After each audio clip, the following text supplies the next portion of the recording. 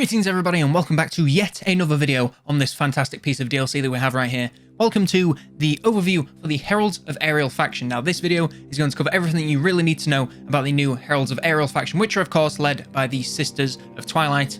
I can't remember their names off the top of my head. Nistera and Arahan, there you go, of course I know them. Now if you want to know more about the actual Wood Elf rework, by the way, because I'm not going to cover that in this since I've already covered it in a separate video, I'll leave that link in the card, so go and click and watch that before you watch this, because otherwise you're going to be really confused and I mention things like deep roots and magical forests.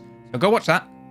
Okay, you done? Right, let's get into this. Before we do, actually, I just want to say one more time that, I am covering all the things for this DLC, so all the other faction overviews, Clan Molders coming tomorrow, and the Wargrove of Woe are coming the day after, and then a review of this wonderful DLC is coming on first. If you want to catch all that content as soon as it comes out, then be sure to subscribe, hit the bell notification so you don't miss a video. Otherwise, you're just going to have to search your channel every day, and that's just really going to be tiring and confusing. So please do that. Appreciate it very, very much. Okay, let's get into this.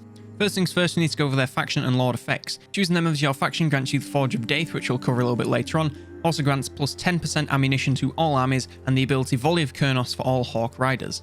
Having them lead an army grants minus 15% upkeep for missile units, plus 10 melee attack and plus 15 charge bonus for flying units.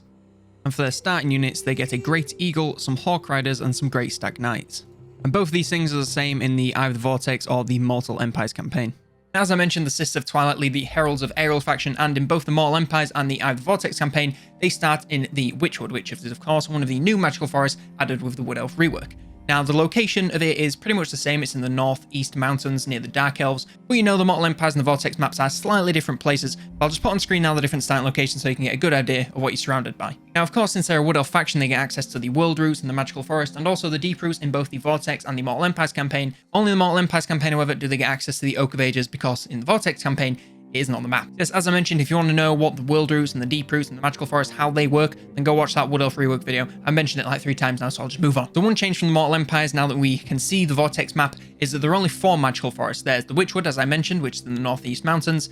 There is Gainvale, which is on Ulthuan. There are the Sacred Pools, which are in northern Lustria, and there is Orion's Camp, which is in the southeast desert. And of course, the Deep Roots, you can get in between all these forests, and you can heal up all the magical things and get all the magical effects, and it's all very well and good. But that's not the main focus of their campaign. We'll come to that in just a short while. Now, of course, like all the other Wood Elves, they also have access to the officers, and these are just roles that they can give certain lords in their factions that reach a certain level of a certain spell type. There's a load of different criteria and requirements, but they function pretty much the same as the other guys. So I'll just put them on the screen now, show the different effects, because they are different to any other Wood Elf faction. Now, the unique mechanic that these Sisters have access to is the Forge of Death. I really don't know if I'm pronouncing that right, so if I'm not, I apologize. I pronounced it wrong so far. No one said anything, so I'm just going to say that I'm doing okay. But basically, Death is a legendary elven smith. In fact, you can find him as one of the Wood Elf faction leaders. I believe it's the red one, which I can't remember the name, but I'll put it on screen right now. So yeah, this guy. He basically gives these Sisters items because, I don't know, he's simping for them or something. And these items are unique to them and unique to him. You cannot get these items any other way other than being the Sisters and getting these items from him. So at the start of the campaign, he gives you 4 unique items, and it's a weapon, an armor piece, an enchanted item, and a... what's the other one called? Talisman, I think it is. Yep, that's correct. And over time, he'll give you more and more items, and you can choose if you want to swap out your original items, give them to your other lords and heroes, or if you want to keep the same ones and continually upgrade them. Because yes, he can upgrade them. Now, he gives you a new item every 10 turns, and the first set, obviously, he gives you 4 items, then every 10 turns after that, he gives you a choice of weapon, an armor piece, a talisman, or an enchanted item, and then you can pick between them, and it's pretty much luck of the draw what item you're going to get. Now, in between those 10-turn periods, every 2 turns, you can go to him and say, you know what, this item, could you tweak it a little bit? You go click on this icon right at the top here, and it says, okay, do you want to refine this item, or do you want to reforge it? Now, refining this item, which is Nistera's, Nestra, how you pronounce it, the blonde-haired one, she basically wants to, just tweak the item a little bit, just make it a little bit better in a couple of ways, and those bonuses will last forever and ever, because, it's very stable. Now, Arahan, the dark-haired lady, she's a bit more edgy, and she wants to completely reforge that item, completely, wipe the slate clean pretty much, and just strip it down to its bare bones and throw in a load of magical things, make it a little bit unstable. And what this does result in is a much more powerful item with, an active ability or perhaps way better stats, but the effects of this enhanced item will only last for about 5 turns. So you're given this choice of, do you want a slightly better item that lasts forever, or a way better item that only lasts a couple of turns? Now, me personally, I normally go for, the slightly better item that lasts forever, because, 5 turns isn't really a lot of time for me to do things. I prefer to have the better item for the rest of my campaign, and then I can improve it further. So, that's just me. But, if it's you and you are, say, in a really difficult situation, you think, okay, I've got 5 turns, I need to do something in these 5 turns. I know, I'll upgrade the item, and then I'll be really powerful for 5 turns, and after that, I'll be fine, I'll sort it out.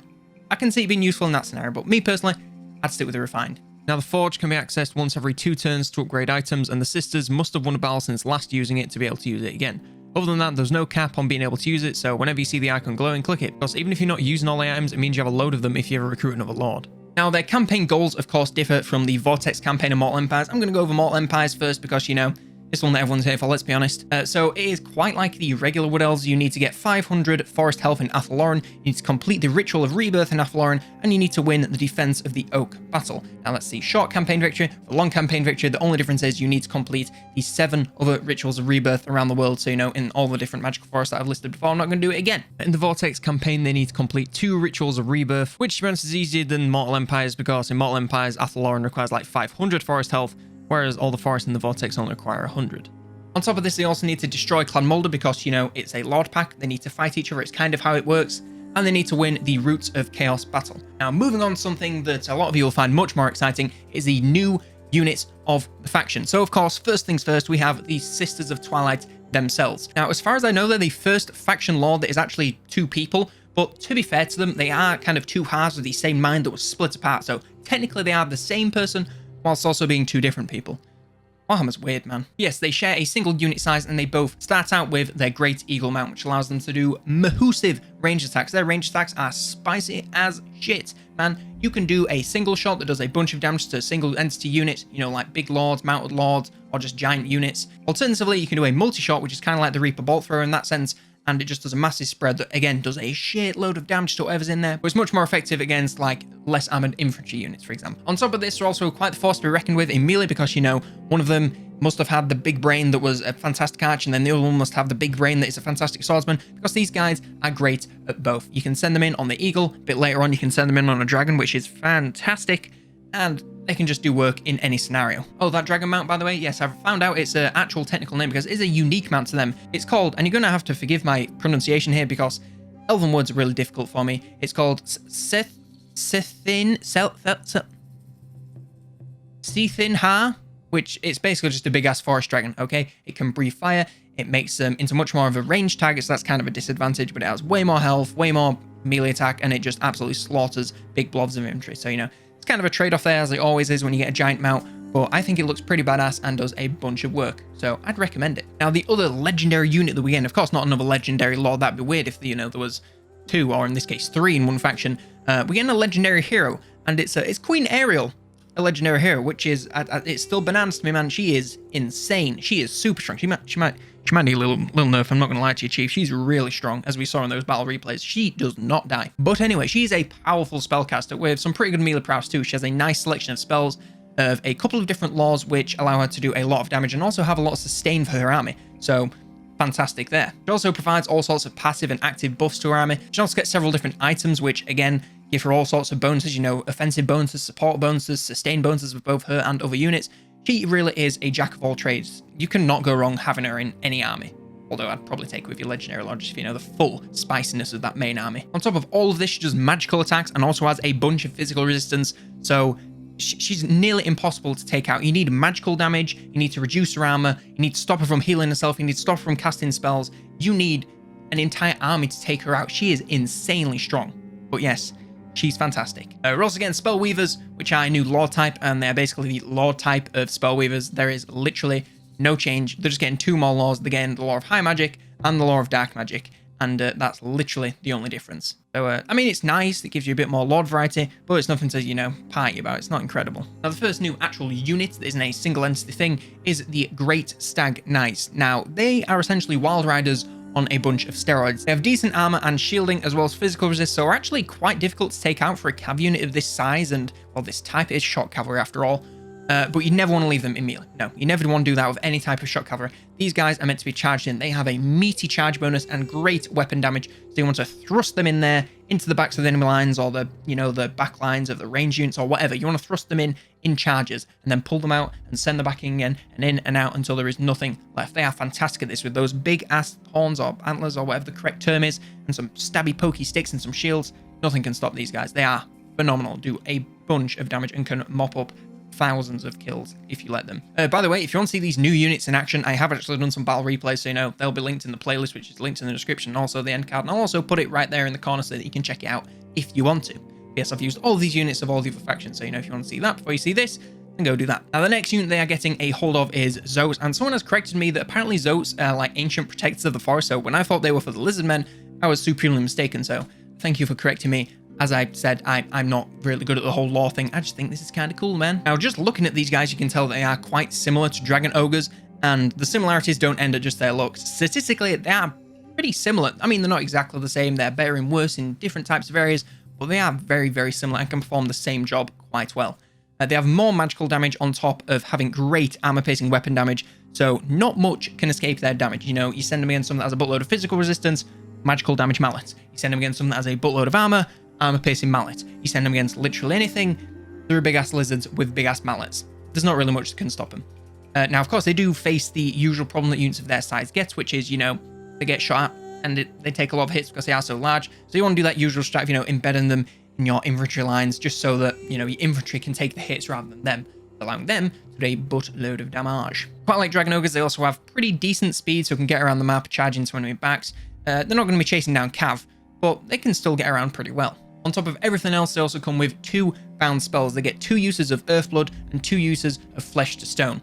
And do I need to tell you that for just a base unit to have a bound spell, and one of those bound spells is healing and another one is making units tougher, these guys are pretty good. Now, the final standard unit that you are getting when you buy this DLC is Blade Singers, and these guys are pretty much war dancers that do way more AP damage and are better in pretty much every single way. They're lightly armored but have a load of physical resist, so while they are very tough, from a normal standpoint, if the enemy uses any magical attacks or magical damage at all, they are going to fall very quickly because it'll just go straight through.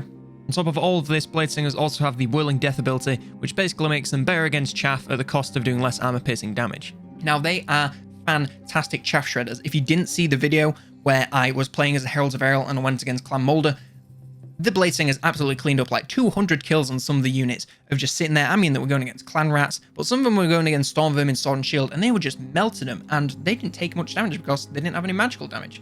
And that is just the beauty of them. If you are going against someone that doesn't have magical damage, then there's pretty much nothing that can stop them. They will just sit there and chop and pull and rip to pieces any infantry you put in front of them. Now, the final new thing that you are getting with this DLC is, of course, some new regiments of renown. You're getting the Lost Silver Knights, which are great stag knights. They become ethereal, so lose all their armor and lots of health, but gain a boatload of physical resist, as well as the ability to cause terror, as well as Strider, which makes them just better at getting around. You're also getting the Enigmas of Jiran, which are Zotes, and they swap Earthblood for regrowth, but you only can use it once, so you're getting a way more powerful healing spell, but you can only use it once. Finally, you're getting the Wraiths of the Frozen Heart, which are a Dryads unit.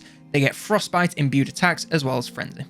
And that is pretty much it. That is everything you are getting when you purchase the Sisters of Twilight and the Heralds of Ariel. Of course, you will find out what you get with Clan Moulder tomorrow, so stay tuned for that. Be sure to subscribe, hit the bell notification, all that funky stuff. I would appreciate it oh so much. I would just absolutely love you. Yes, if you did enjoy this video, I would appreciate it so much if you would just caress the like button very lightly. Just a little click will do it, and I would really appreciate that. I would love you deeply. But yes, thank you so very much for watching this video. One more time, if you want to catch any other informational videos on this DLC, then be sure to subscribe to the channel. The schedule is down below. If you missed any of the videos, there is a playlist also linked down below, as well as in the end card that's coming in a few seconds. So if you want to check out any of the other videos, that is the place to do it. But yes, for now, I've been COLONELDAMNEDERS, and I'll see you tomorrow and the day after.